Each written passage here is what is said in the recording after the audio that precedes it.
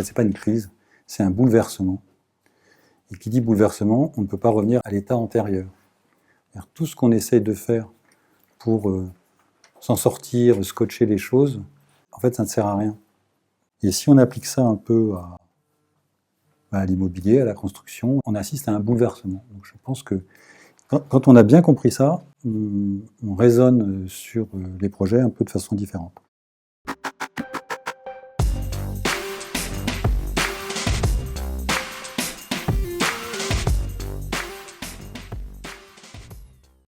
Il va falloir qu'ils changent de modèle de toute façon. Donc il faut l'inventer. C'est pas à nous de l'inventer, c'est plutôt à eux. Mais en tout cas, il y a une forme vraiment de révolution parce que je pense aussi qu'on est arrivé à la fin d'un système de financement du logement qui a fonctionné pendant 20 ans. Tu disais, un tel se disait, on s'est goinfré pendant 20 ans, mais personne ne les a empêchés de se goinfrer. Et aujourd'hui, pourquoi ça se casse la gueule? Parce que les taux d'intérêt très hauts, ou qui montent, ils viennent s'appliquer à des prix qui sont hyper élevés et qui ont été multipliés par 3 depuis les années 2000, ou plus, j'en sais plus. Mais voilà, donc en fait, le système ne fonctionne plus.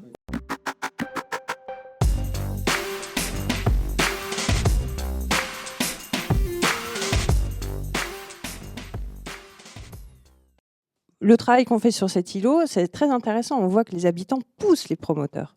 Ils ont une vision partagée, ils se mettent d'accord et ils poussent les promoteurs finalement vers une dimension environnementale plus poussée, vers le partage, la mutualisation des espaces. Donc les gens acceptent des plus petits logements parce qu'ils ont une grande salle commune, parce qu'ils ont une buanderie, parce qu'ils ont des chambres d'amis. Et tout d'un coup, il y a la question du vivre ensemble en fait. Moi, c'est ça qui m'intéresse énormément dans ce travail-là. C'est le vivre ensemble. C'est qu'est-ce qu'on fait aujourd'hui pour bien habiter les uns à côté des autres et s'entraider et partager un jardin, faire du lien intergénérationnel, etc.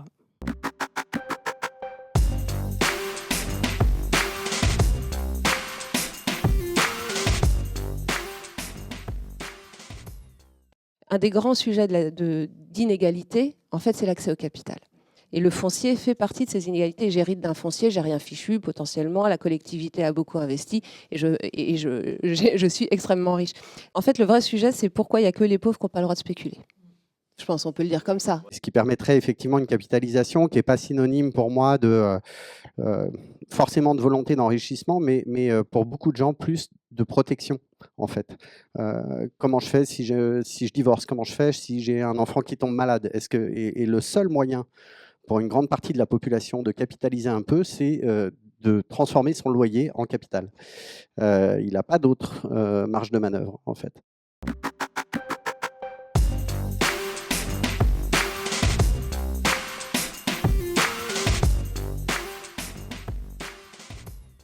J'ai accompagné plusieurs projets, dont un dans lequel j'ai habité, à Montreuil.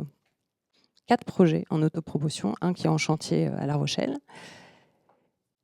Et ben, c'est un parcours du combattant, très sincèrement. Et j'en suis donc à mon 4e en me disant, je pense que je vais arrêter. Il n'y a plus de risques et il y a quand même des marges incroyables. C'est-à-dire qu'en fait, on voit que les promoteurs ont beaucoup justifié leurs marges sur le fait de prendre beaucoup de risques et qu'aujourd'hui, qu'ils prennent beaucoup de risques, en fait, ils ne font plus rien. On vend des logements à des ménages qui vont se financer auprès de banques qui sont garanties par un organisme de foncier solidaire comme le mien. C'est-à-dire que je leur garantis le capital restant dû s'il y a un problème et qui mettent quand même des taux à 4,5% et que malgré tout, on a des ménages qui n'arrivent pas à se financer. Donc, on a quand même un système comme ça qui en gros, plus personne ne prend de risque, mais tout le monde rémunère son risque, quoi. Et ce truc-là est quand même globalement infernal. Et l'habitat participatif, ce qu'il amène, c'est qu'il fait coïncider tout ça. Et en ce sens, c'est fabuleux parce qu'il n'y a plus de marché, il n'y a plus rien. On fait de sur-mesure, y compris de sur-mesure financier. Donc, c'est extraordinaire. Enfin, il n'y a pas besoin d'être HEC pour comprendre ça. C'est-à-dire là, on est vraiment dans une synchronisation, mais juste magique, pour laquelle l'architecte il a une valeur ajoutée extraordinaire parce qu'on fait rentrer des choses que de prime abord ne rentrent pas et c'est génial.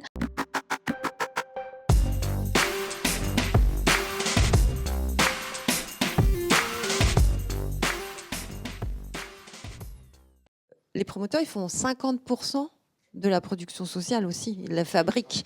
Ce qui est intéressant aussi, c'est que ils travaillent pour du BRS, ils travaillent pour le social. Leur intérêt, c'est de dérisquer. Mais le problème, c'est qu'ils ne veulent pas baisser leur marge en dérisquant. Est-ce que finalement, un des points un peu de départ, c'est pas ce mécanisme un peu génial, mais très bancaire, très financiarisé, qui est la VEFA, au sens où je vends un ménage en état futur d'achèvement? Je sais que peut-être des fois parler d'argent c'est mal, mais s'il y en a vraiment trop peu, on peut rien faire, tout simplement.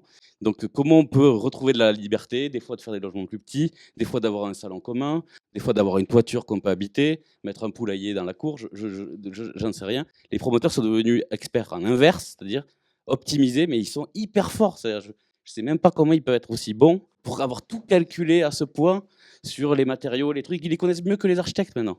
Une micro-anecdote, un promoteur me disait « Mais Benjamin, moi c'est très simple. À partir du moment où j'ai vendu le logement, je m'en fous.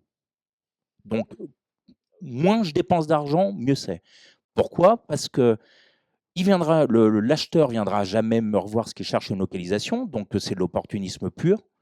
Donc moi, à partir du moment où j'ai commercialisé l'opération, fondamentalement, le reste, je m'en fiche.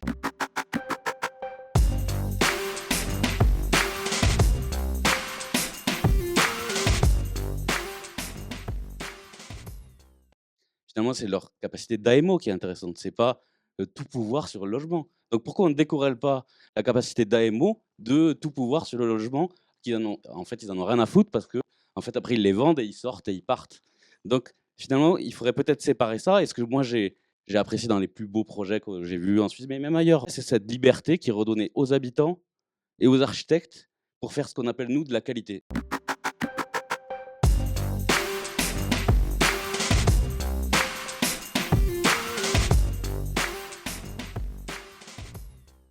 À partir du moment où il y a la crise, eh ben, soudainement, ce promoteur était intéressé par les idées qu'on lui proposait. Alors moi, j'ai l'impression qu'en ce moment, on vit un moment très heureux où il y a flip de partout, il y a peut-être plein de choses à faire. Et c'est vrai qu'on regrette que le gouvernement ne s'empare pas de la situation, parce que fondamentalement, il y a plein de trucs intéressants et plein de trucs à développer.